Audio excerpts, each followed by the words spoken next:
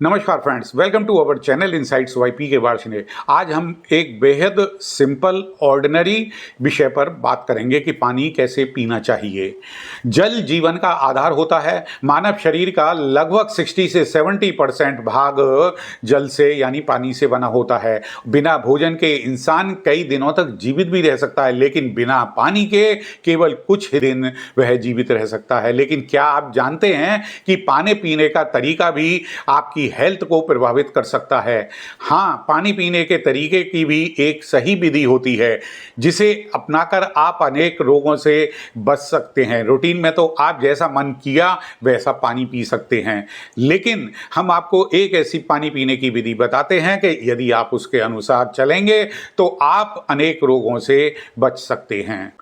तो पानी पीने का सही समय क्या होता है? पानी पीने का सही समय सुबह सुबह खाली पेट होता है। सुबह उठ करके जब आप उठते हैं तो उठकर खाली पेट गुनगुना पानी स्वास्थ्य के लिए बहुत ही लाभकारी माना गया है। यह शरीर की गंदगी को बाहर निकाल देता है और मेटाबॉलिज्म को तेज करता है और पाचन तंत्र को सक्रिय करता है।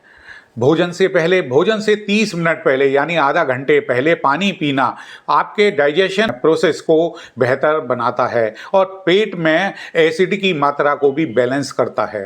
भोजन के तुरंत बाद ही पानी नहीं पीना चाहिए। भोजन के साथ में या तुरंत बाद पानी पीना आपके डाइजेशन प्रोसेस में बाधा उत्पन्न कर सकता है। यह जठर रस को पतला कर देता है, जिससे खाना अच्छे से पच नहीं पाता है। बैठकर पानी पीना चाहिए या खड़े होकर?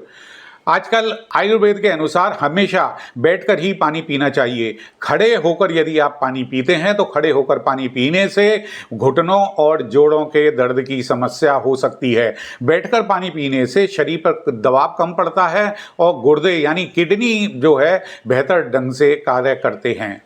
पानी जब आप पीते हैं तो एक साथ ही पानी पी लेना चाहिए या छोटे छोटे घूंटों में पानी पीना चाहिए?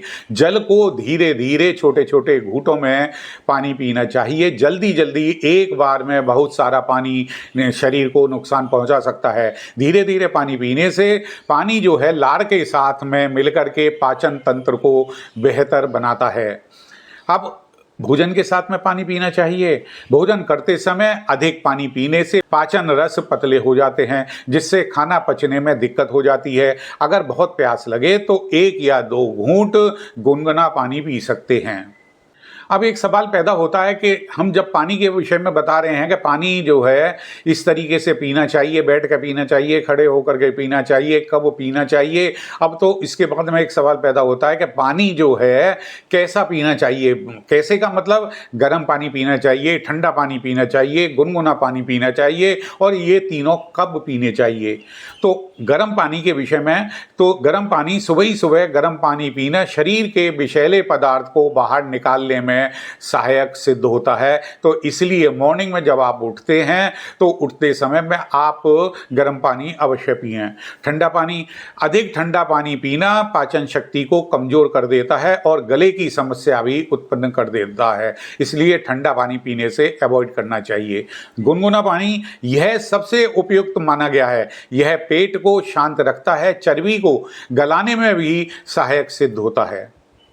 तो गुनगुना पानी हमेशा पीना चाहिए।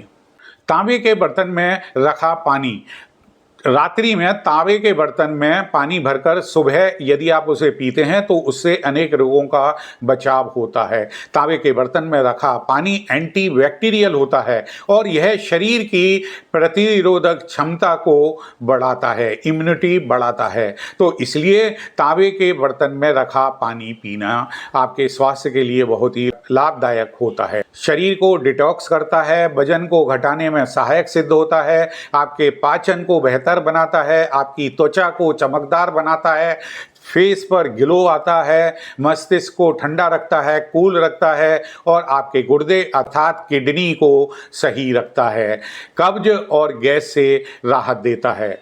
अब सवाल पैदा होता है कि पूरे दिन में हमें कितना पानी पीना चाहिए। व्यक्ति को अपने शरीर के वजन के हिसाब से पानी पीना चाहिए। सामान्यतः एक व्यक्ति को रोजाना 2.5 से 3 लीटर पानी पीना चाहिए और गर्मी जब होती हैं तो गर्मियों में यह मात्रा बढ़ा देनी चाहिए।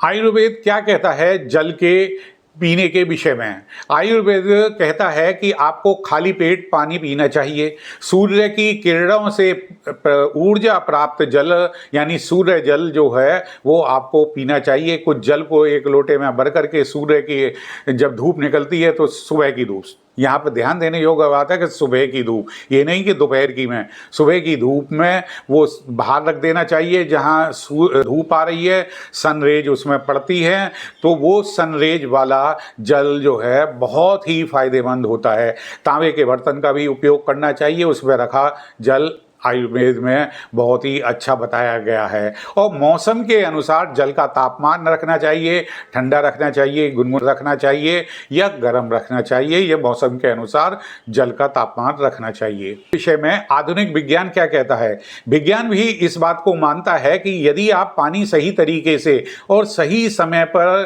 पीते हैं तो इस तरीके से पानी पीने से शरीर की अनेक क्रियाएं बेहतर ढंग से कार्य करती हैं। जल की सही मात्रा मस्तिष्क की कार्य क्षमता पर, नींद पर और आदमी का जो मूड होता है, ऊर्जा स्तर को यानी एनर्जी लेवल को भी प्रभावित कर सकता है और करता है। हम लोग अधिकतर पानी पीने में आम गलतियां कर जाते हैं, जैसे कि बहुत अधिक मात्रा में एक साथ पानी पी लिया। यदि एक साथ पानी पी लेंगे बहुत अधिक मात्रा में नुकसानदायक।